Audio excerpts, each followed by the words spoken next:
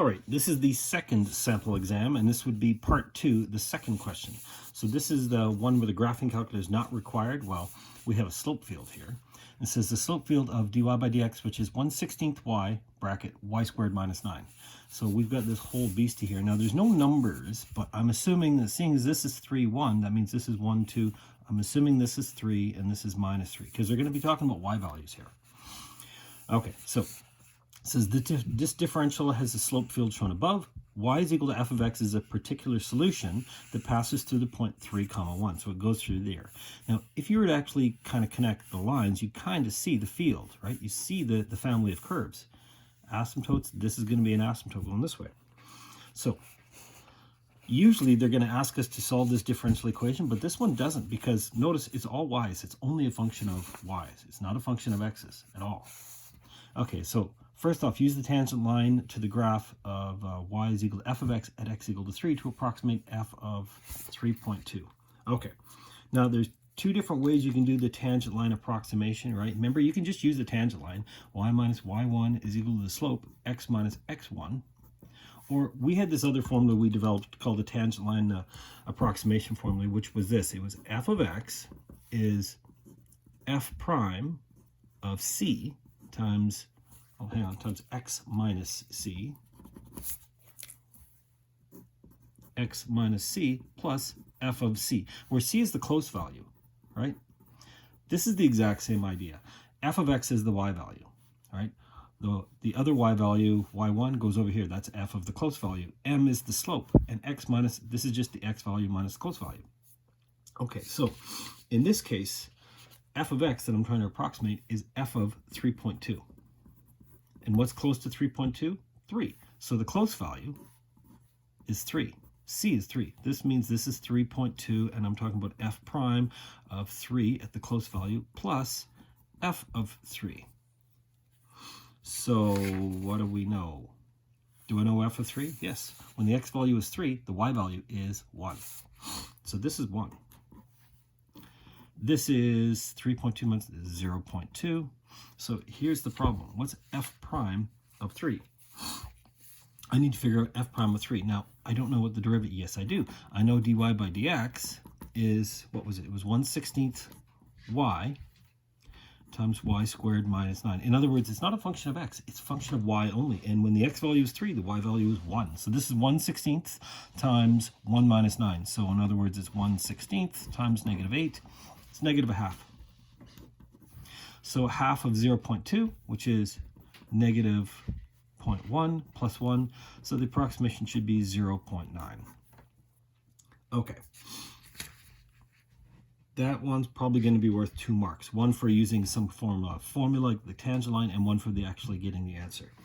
So second off, part B. It says find dy by dx. So find the second derivative. So in other words, I want to do d by dx, right? It's d by dx, not d by dy. It's the second derivative, and this is y over 16 times, instead of doing it as a product, let's just expand that all out right now. Just make my life easier. So it's going to be y cubed over 16 minus 9/16 of y, the derivative of that, right? So that's what I want to do. I want to do the derivative of this beast. Now, I'm doing the derivative with respect to x. So I'm going to do the derivative, then go times y prime. Oh yeah, so the derivative of y cubed over 16 is 3/16 y squared times y prime minus 9/16. The derivative of y is just y prime. Okay, now that's written as a function of y's and y primes. They want us to find the second derivative, if possible. Oh, I remember this. Factor out the y prime. What do I get? I get 3/16 y squared minus 9/16. Y prime is that big beast that we were given in the first place. Okay, so this is y over 16 times y squared minus 9 times, now I could probably factor out the 1/16 if I really wanted to, and I'm going to get 3y squared minus 9. I could break this down. I could factor this as like y plus 3, y minus 3. I could factor out the 3 here. That's not really going to make a big difference. This is it. It's done. So, I mean, we could expand stuff or all out, or at this point, I'm just playing around with the algebra. That is the second derivative. Now it says, is your answer in part A an underestimate or an overestimate? And then justify your response. That has to do with the concavity, right? I need to know the concavity. So the reason I found the second derivative, so d2y by dx2 at 3, 1. So what's the slope there? It's a function only of y. So I'm plugging in 1. It's going to be 1/16 times 1 minus 9 minus 8 times 1/16 times 3 minus 9, which is minus 6. This is greater than 0, so it's positive. Therefore, graph of y is concave up at 3, 1. So if you think about it, something that's concave up, if you're going to do a tangent line approximation, that approximation is actually underneath. So because it's concave up, therefore my approximation is an under approximation.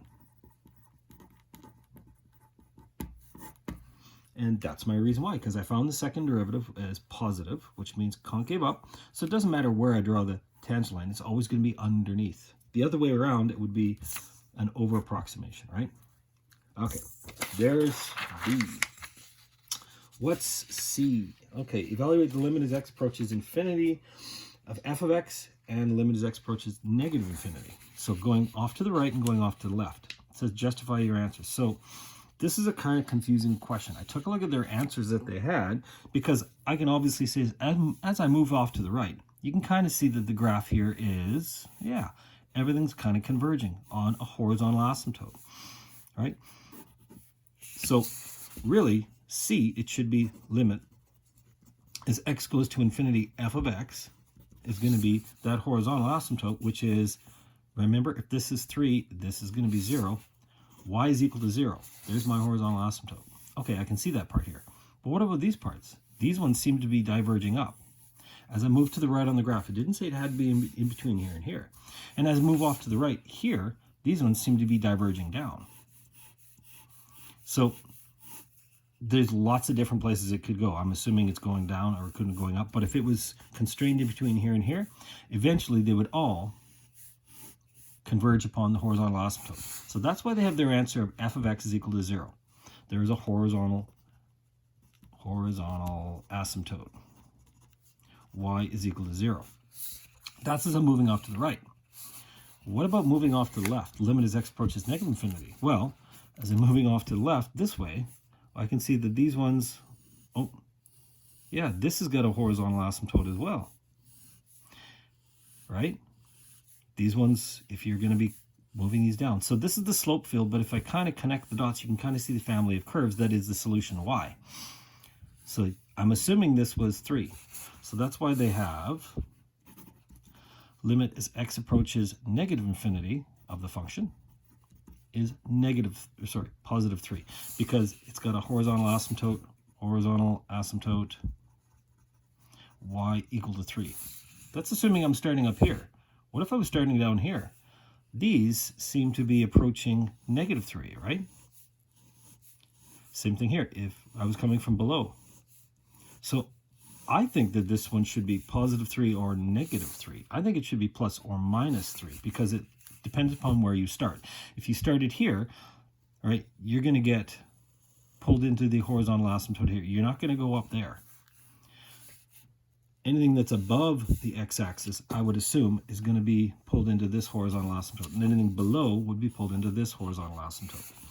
But I'm not sure. They have positive 3. So justify your answers using the slope field.